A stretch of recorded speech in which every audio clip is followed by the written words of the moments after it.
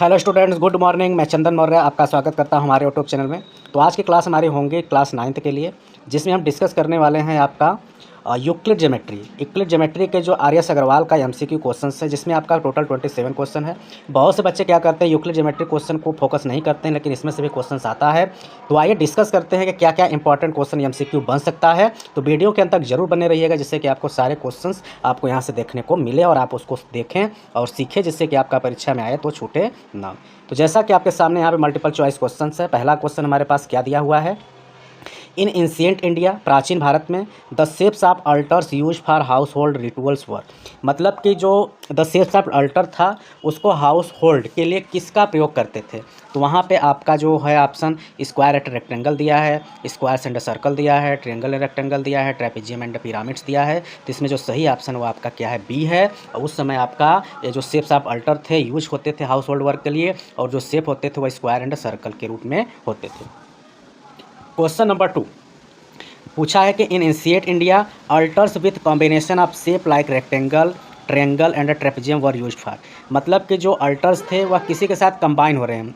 जो शेप, जैसे कि आपके ये सब शेप है, तो किसके साथ वो कंबाइन होकर के बनते थे, तो आपका है जो पब्लिक रिचुअल्स थे उसके लिए। मतलब ये शेप कंबाइन होकर के आपका किसके लिए यूज होते थे, पब्लिक रिचुअल्स के लिए। इसके बाद चलेंगे अगले क्वेश्चन की तरफ। अगला क्वेश्चन नंबर है क्या है 3। इसमें क्या पूछा गया है, the number of interwoven isosceles triangle in Sriyantra में जो आइसोसेलस ट्रायंगल इंटर, इसमें जो नंबर ऑफ इंटरओवेन है वह कितने थे। तो इसमें आपके जो ऑप्शन है वह क्या है, 9 है। इसको आप याद करेंगे कि जो श्रीयंत्रा था उसमें जो आइसोसेलस ट्रायंगल थे उसमें जो नंबर ऑफ इंटरओवेन थे वह कितने थे, 9 थे। नेक्स्ट क्वेश्चन की बात करेंगे 4। इसमें क्या बोला गया है, इन इंडस वैली सिविलाइजेशन जो कि अबाउट BC बिफोर क्राइस्ट 3000 था, द ब्रिक्स मतलब जो ईंटें थे used for construction work were having dimension. मतलब उस समय जो ईंटों का प्रयोग किया जाता था कब, लगभग 3000 BC के बिफोर क्राइस्ट।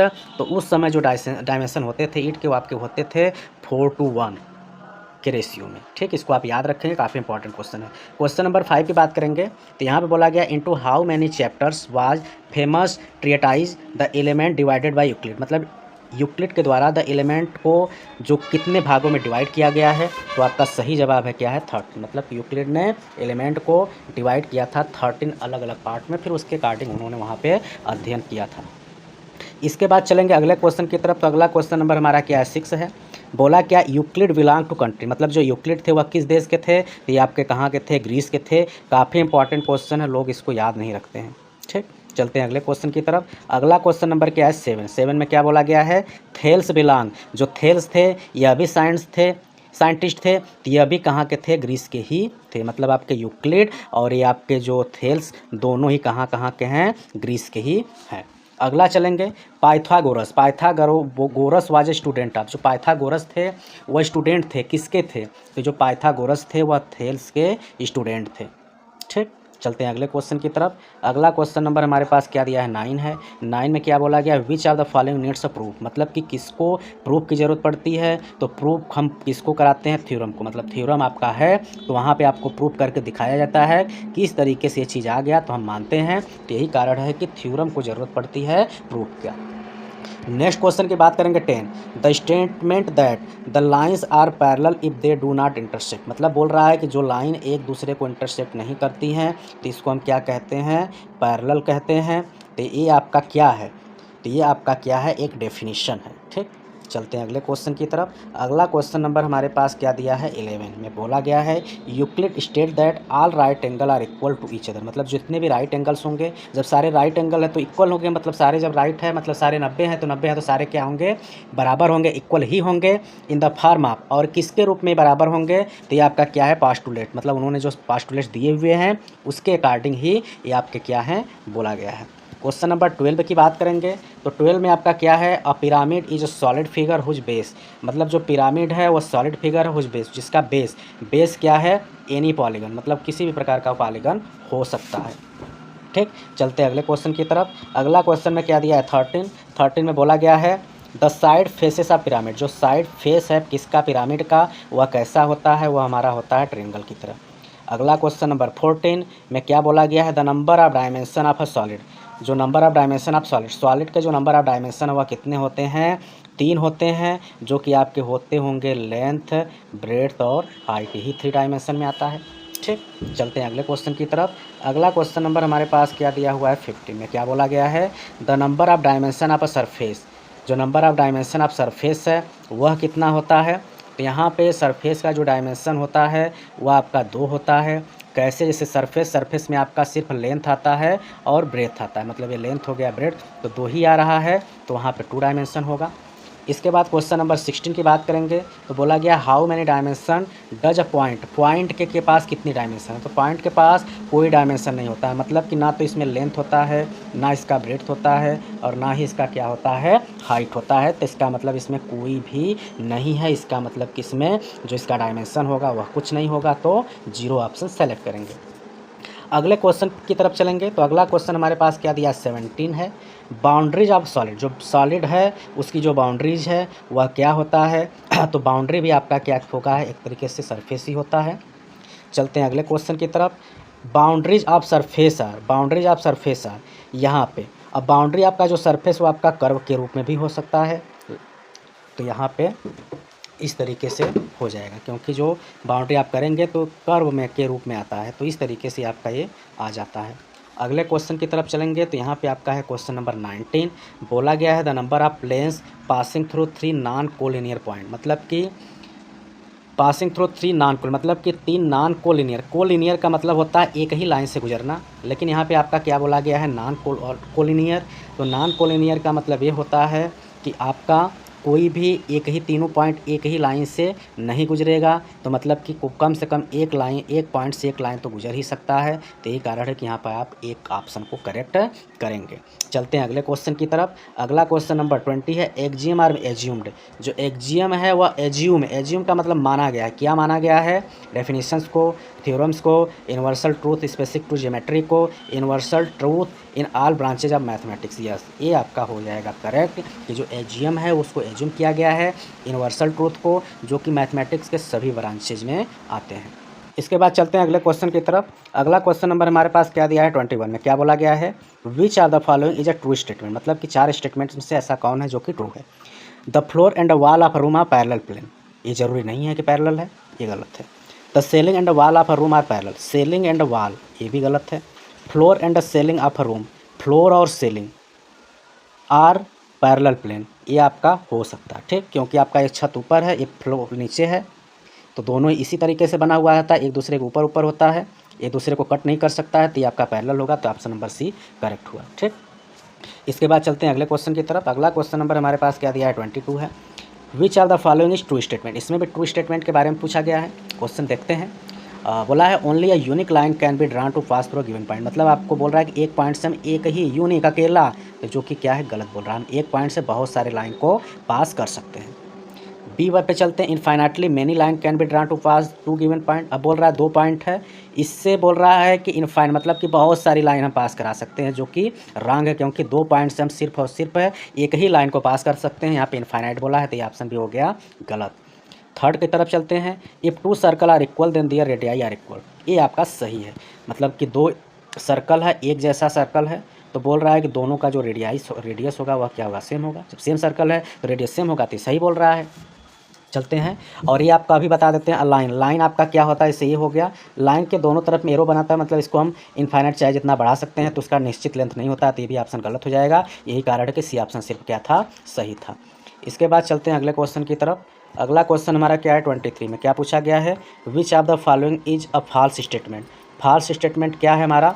तो ऑप्शन देखते हैं पहले क्वेश्चन को, an infinite number of lines can be drawn to pass through a given point, infinite number of lines, मतलब इसमें वही बोल रहा है गिवन पॉइंट, एक पॉइंट दिया हुआ है, इससे बोल रहा है कि हम इनफाइनाइट नंबर ऑफ लाइन को पास कर सकते हैं। अब यहाँ पे तो ट्रू बोल रहा है, लेकिन हमें चाहिए फॉल्स स्टेटमेंट, तो इसके हिसाब से हमारा गलत हो जाएगा। बी पे चलेंगे, a unique line can be pass through two given point, मतलब 2 पॉइंट से एक ही लाइन को पास कर सकते हैं, सही बोल रहा है, लेकिन हमको फॉल्स स्टेटमेंट चाहिए, तो उसके हिसाब से गलत है। तीसरा में रे ए बी रे बी है, मतलब कि जैसे आपका इस पॉइंट से किरण, ये मतलब ये रे है, ठीक, यहाँ से इधर जा सकता है या फिर इधर से इधर आ सकता है, तो ए बी, ए से बी की तरफ गया, यहाँ पे आपका बी से ए तरफ गया, ये आपका गलत, जैसे आप ये मानिए और ये आपका बी, इसको आप लिखेंगे तो ए से बी की तरफ जा रहा है तो ए आपका ऐसे बना, लेकिन वहीं पे आपका यहाँ पे ए है, यहाँ पे आपका क्या है, सॉरी यहाँ बी है, ये है, तो इसको हम अपोजिट में नहीं लिख सकते। मतलब कि जब ए से बी की तरफ जा रहा है तो या आप उसको बी ए ऐसे नहीं लिख सकते, जो कि गलत है। तो यही कारण है कि इसमें जो सी ऑप्शन होगा वह सही होगा, क्योंकि ये आपका गलत है। ठीक, और जबकि चौथे का सही है। अरे हैज़ वन एंड पॉइंट, मतलब ये रे होता है जो एक ही डायरेक्शन में जाता है, एक इसका फिक्स होता है, मतलब ये इसका एंड पॉइंट हो गया, तो एक एंड पॉइंट है तो ये सही है, लेकिन फॉल्स होना चाहिए। स्टेटमेंट हमको चाहिए तो उस हिसाब से गलत है, तो इसका ऑप्शन आपका सी करेक्ट हो जाएगा।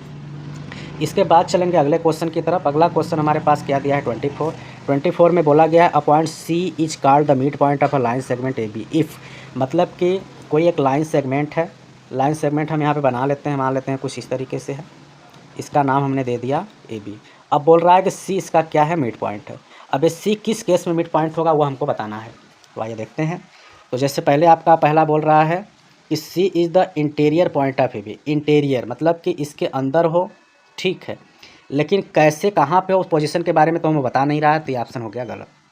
दूसरे पे चलते हैं, ए सी बराबर सी बी, मतलब ए से सी का लेंथ और सी से बी का लेंथ बराबर होगा। ये तो कंडीशन आपका बन रहा है कि ये आपका उसका मिड पॉइंट हो सकता है। अभी इसको छोड़ते हैं, आगे चलते हैं। C is the interior point of A B such that A C बराबर सी बी, ये भी आपका सही है। आगे बोल रहा है कि ए सी और बी सी, मतलब कि ए सी मतलब ए से सी तक का लेंथ हमने जोड़ा, अब फिर सी से बी तक का जोड़ा, वो बराबर होगा ए बी के। ये ज़रूरी नहीं है, क्योंकि इसमें आप कम बेसी भी कर सकते हैं। जैसे आपका सी यहाँ पे है, ये 2 है, ये 3 है तो भी आ सकता है, या फिर यहाँ पे आपका ये 3 है, इधर 2 है तो भी आ सकता है। इससे आपके मिड पॉइंट होने का चांस नहीं बन रहा है। ए बन रहा है, ए बन रहा है, लेकिन ए आपका ज़्यादा बेहतर है, क्योंकि सी बोल रहा है इंटीरियर पॉइंट, मतलब उसके बीच में पॉइंट है, अंदर की तरफ है। और ये भी ऐसा है कि वहाँ पे जो ए सी, यहाँ पे लाइन सेगमेंट की बात बोली गई है, लाइन यहाँ पे ऐसे बनाया है जैसा कि क्वेश्चन में था। यही कारण है कि ए सी ऑप्शन सही हो रहा है। ये भी सही था, कुछ लोग इसको लगा देंगे जो कि उनका हो जाएगा गलत। तो यहाँ पे आप लाइन सेगमेंट आपको पता है, किसी भी लाइन सेगमेंट के लिए हम ऊपर इस तरीके का लाइन से डिनोशन देते हैं, जो कि सिर्फ और सिर्फ हमें ऑप्शन नंबर सी में ही ऐसा दिख रहा है, और बाकी भी कंडीशंस थे। इसके बाद चलेंगे अगले क्वेश्चन की तरफ। अगला क्वेश्चन हमारे पास क्या दिया है 25 है। 25 a point C is said to lie between the point A and B, मतलब कि ए और बी के बीच में सी कब लाई करेगा, यहाँ पे हमारे पास दिया है। तो ए सी बराबर सी बी, ये जरूरी नहीं है, ये जरूरी नहीं है। Point A C and B are collinear, मतलब लाइन बिट मतलब एक ही पॉइंट पे, मतलब कि सी जो ए बी के बीच में तभी होगा जब वो क्या होंगे, कोलिनियर। कोलिनियर का मतलब कि एक ही लाइन में, जैसे आपका ए है, ये आपका बी है, ये आपका सी। अब जैसे कि ये सबसे वो आपका कंडीशन हमें पता नहीं चल पा रहा है, तो यही कारण है कि आपका 25वां का सब ऑप्शन गलत होगा, सिर्फ और सिर्फ ऑप्शन सी करेक्ट होगा। क्वेश्चन नंबर 26 की बात करेंगे, तो यहाँ बोला गया है कि Euclid's which axiom illustrate the statement that when x + y = 15 then x + y + z = 15 + z, मतलब कि इसमें कौन सा ऐसा हमारा यूक्लिड का एक्सियम था जिसके द्वारा हमें इसके बारे में पता चलता है। तो आपका सेकंड था। सेकंड में आपको बोला गया है कि उसमें आपका जो सेकंड एक्सियम होता है उसमें बोला है कि if equal are added to equal, मतलब कि जैसे कि आपका ए है, इधर आपका बी है, इक्वल एडेड का मतलब कि जैसे कि हम इधर एक 2 जोड़ रहा हूँ तो इधर भी हमें 2 जोड़ना पड़ेगा। जब ये तब होगा जब ए बराबर क्या होगा, बी, मतलब ए और बी बराबर है। अब हम इस साइड में 2 जोड़ रहे हैं तो इधर भी 2 जोड़ेंगे, ठीक। तो उसमें आपका यही होता है कि if equal are added to equal the whole are equal. हमने इक्वल में इक्वल जोड़ा तो उसका जो बाद में रिजल्ट आएगा वो भी क्या होगा, बराबर होगा, जो कि हमें एक्सियम किसके द्वारा पता चलता है, एक्सियम 2 के द्वारा, ठीक। चलते हैं अगले क्वेश्चन की तरफ। अगला क्वेश्चन नंबर हमारे पास क्या दिया है 27 में क्या पूछा गया है कि A is the same as B and C, मतलब कि ए का जो एज है वो आपका बी के एज के बराबर है। आगे बोल रहा है C is the same as B, अब सी भी बोल रहा है कि बी के बराबर है। तो Euclid's which axiom illustrate the relative age of A और सी, मतलब कि यूक्लिड के किस एक्सियम से हमारा ए और सी आपस में रिलेटिव होंगे, तो ये आपका होता है फर्स्ट एक्सियम। क्योंकि जो फर्स्ट एक्सियम होता है वो आपका क्या होता है, उसमें आपका बताया गया है कि things which are equal to the same things are equal to one another. इसका मतलब क्या होता है, थिंग्स विच आर इक्वल, मतलब वो चीज़ें बराबर होती हैं जब same things are equal to one other, मतलब कि जैसे कि आपका ए बी के बराबर हो गया, सी बी के बराबर हो गया, बी दोनों में कॉमन है तो ए और सी भी आपस में क्या होंगे, बराबर होंगे, जो कि आपको कौन देता है, फर्स्ट एग्जाम देता है। तो इस तरीके से आज की क्लास में हमने जो यूक्लिड ज्योमेट्री था उसके टोटल 27 जो MCQ क्वेश्चंस थे उसको हमने डिस्कस कर लिया। आई होप आपको इसके बारे में जानकारी हो गई होगी। इसके अलावा आपके जो पूरे यूक्लिड में एक्जियम है वह कितने हैं, 7 है, वो यहाँ पर याद रखेंगे। और इसके अलावा हमारा क्या है, पास्टुलेट्स है। जो पास्टुलेट्स हैं ये भी पूछ लेता है कितने पास्टुलेट्स हैं, तो पास्टुलेट्स आपके 5 हैं, एक्जियम आपके 7 है। पास्टुलेट को पूरा आप याद रखेंगे, एक्जियम को भी याद रखेंगे, क्योंकि उससे भी क्वेश्चन आपका बन सकता है।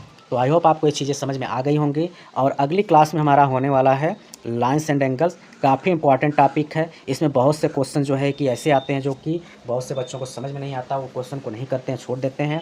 तो क्लास में हम डिस्कस करेंगे इसके सारे जो MCQ क्वेश्चन है, इसमें टोटल 28 क्वेश्चन हैं।